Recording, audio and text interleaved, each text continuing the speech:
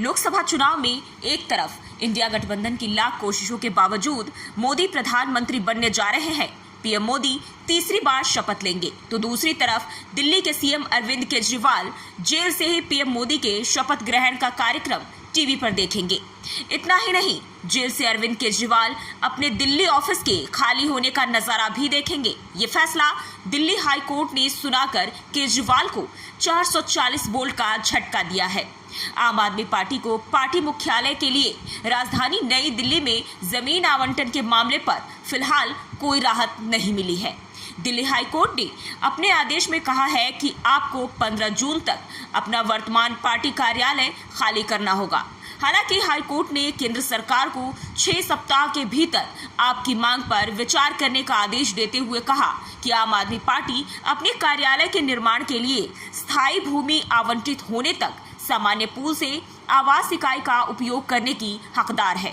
साथ ही कोर्ट ने ये भी कहा कि सिर्फ घर की अनुपलब्धता आपकी याचिका को खारिज करने का आधार नहीं हो सकती।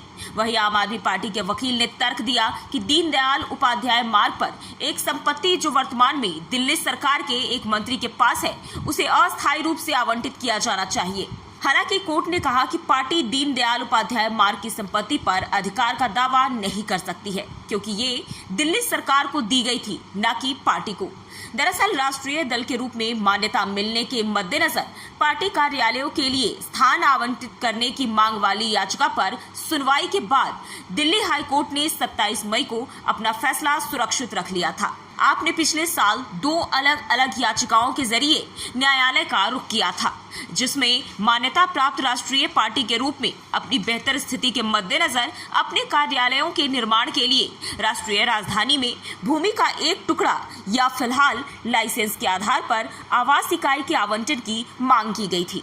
भूमि आवंटन की मांग करने वाली याचिका अभी भी हाई कोर्ट में लंबित है। एक न्यूज एजेंसी के मुताबिक दिल्ली हाई कोर्ट ने कहा कि आपको अन्य राष्ट्रीय राजनीतिक दलों की तरह यहां पार्टी कार्यालय के लिए जगह पाने का अधिकार है और केंद्र 6 सप्ताह के भीतर इस मुद्दे पर निर्णय ले।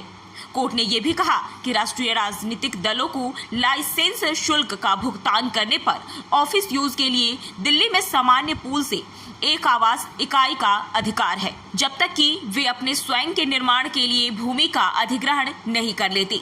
अगर केंद्र द्वारा आपके प्रतिनिधित्व को अस्वीकार कर दिया जाता है तो पार्टी कानून के तहत उचित कदम उठा सकती है। वहीं हाई कोर्ट का आदेश केजरीवाल और उनकी पार्टी के लिए बड़ा झटका है, क्योंकि अब उन्हें पार्टी ऑफिस खाली करना होगा। उत्तर प्रदेश में लोकसभा चुनाव की प्रक्रिया समाप्त होने के बाद अब सब बदलने लगा है। यूपी के चुनावी माहौल को अपने पक्ष में करने के लिए कांग्रेस और समाजवादी पार्टी ने पिछड़ा दलित अल्पसंख्यक को एकजुट करने का प्रयास किया। पीडीए पॉलिटिक्स ने अल्पसंख्यकों को एकजुट रखा, वहीं ओबीसी और दलित समुदाय को इंडिया गठबंधन के साथ जोड़ा।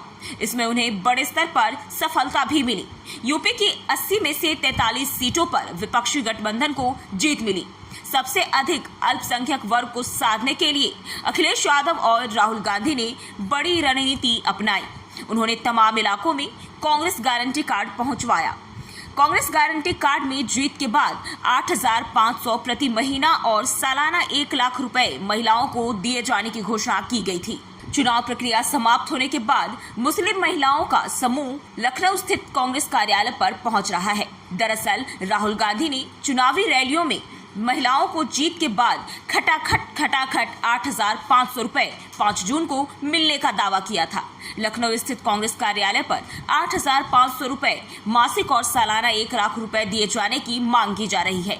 महिलाओं का कहना है कि कांग्रेस की ओर से गारंटी कार्ड दी गई है, जिसमें जीत के बाद 8,500 रुपए मिलने का वादा किया गया है। 5 जून को खाते में पैसा आने की बात भी कही गई, लेकिन पैसा नहीं आया तो महिलाएं कांग्रेस कार्यालय पहुंच गई। वह पता करने आई थी कि कैसे उनके खाते में ये पैसे आएंगे। वहीं इस बारे में कांग्रेस कार्यालय पर अधिकारियों की ओर से कुछ बताया नहीं जा रहा था, जिसके बाद महिलाओं ने विरोध प्रदर्शन किया। कांग्रेस की ओर से वोटरों के बीच वितरित की गई गारंटी कार्ड में दावा किया गया कि युवा न्याय के तहत 1 लाख रुपए वेतन मिलेगा।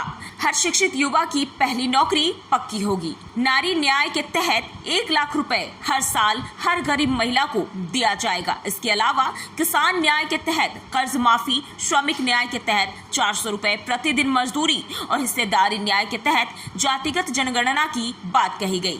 लखनऊ स्थित कांग्रेस कार्यालय पर सैकड़ों महिलाएं कतार में खड़ी हो गई। इसमें से अधिकांश ने बुर्का पहन रखा था। दूसरी महिला ने कहा कि राहुल गांधी जी ने हमें बताया है कि 8-8.5 हजार रुपए आएंगे, इसलिए हम पैसे लेने आए हैं। खैर, अब कांग्रेस के चुनावी जुमलों में महिलाएं तो फंस गई हैं, लेकिन बड़ा सवाल ये है कि जब सरकार ही नहीं बनेगी इंडिया गठबंधन की, तो पैसा क्या पार्टी फंड से देंगे राहुल गांधी? लोकसभा चुनाव 2024 का परिणाम आने के साथ ही सत्ता के केंद्र राष्ट्रीय राजधानी दिल्ली में राजनीतिक सरगर्मियां तेज हो गई। विपक्षी इंडिया गठबंधन के घटक दलों की बैठक पर बैठक चल रही है। इंडिया गठबंधन के कुल सीटें बीजेपी से भी कम है, लेकिन गठबंधन ऐसे उछल रहा है मानो राहुल गांधी प्रधानमंत्री बनने जा रहे हैं। इस बीच कांग्रेस के दिग्गज नेता और सीनियर एडवोकेट अभिषेक मनु सिंघवी ने गठबंधन के नेताओं को जमकर लताड़ा। सिंघवी ने कहा कि मैंडेट इंडिया गठबंधन के पक्ष में नहीं है। साथ ही उन्होंने कहा कि कांग्रेस ने ये कभी नहीं कहा था कि अकेले सरकार बनाएगी। पार्टी ने घटक दलों को साथ लेकर चलने की बात कही थी। बता दें कि इंडिया गठबंधन के नेताओं का कहना है कि लोकसभा चुनाव 2024 का जनादेश एनडीए और बीजेपी के खिलाफ है। उधर एनडीए के घटक दलों की भी महत्वपूर्ण बैठक हुई है। दरअसल कांग्रेस नेता लगातार बीजेपी की हार बताने में जुटे हैं, जबकि बीजेपी को 240 सीटें मिली है और एनडीए को 292 सीटों पर जीत मिली है। दूसरी तरफ इंडिया गठबंधन को कुल मिलाकर 234 सीटें ही मिली है। इस तरह इंडिया में शामिल सभी दल बीजेपी से भी पीछे हैं। इसके बावजूद कांग्रेस समेत विपक्ष के अन्य नेता इसे बीजेपी की हार के तौर पर पेश कर रहे हैं। अभिषेक मनु सिंघवी ने इसी बाबत सवाल पूछा गया था कि जब बीजेपी की हार है तो फिर इंडिया गठबंधन की जीत कैसे हुई। अभिषेक मनु सिंघवी ने इस सवाल के जवाब में चौंकाने वाला जवाब दिया। उन्होंने कहा कि लोकसभा चुनाव 2024 का मैंडेट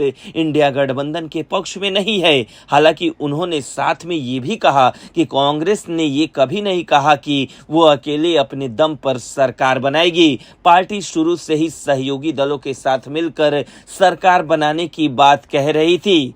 बता दें कि कांग्रेस के कुछ नेताओं का कहना था कि बीजेपी इंडिया गठबंधन को मिले जनादेश को उलटते हुए सरकार बनाने जा रही है। हालांकि इंडिया गठबंधन को अकेले बीजेपी से भी कम सीटें आई हैं।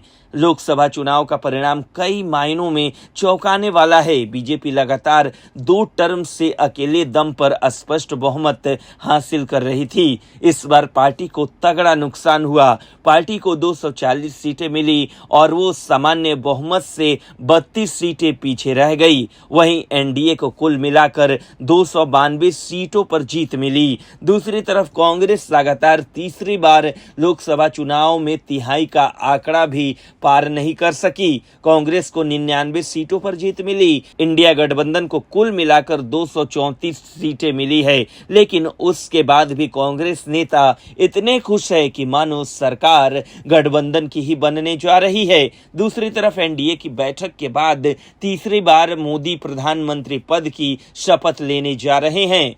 ब्यूरो रिपोर्ट, न्यूज़ चौक।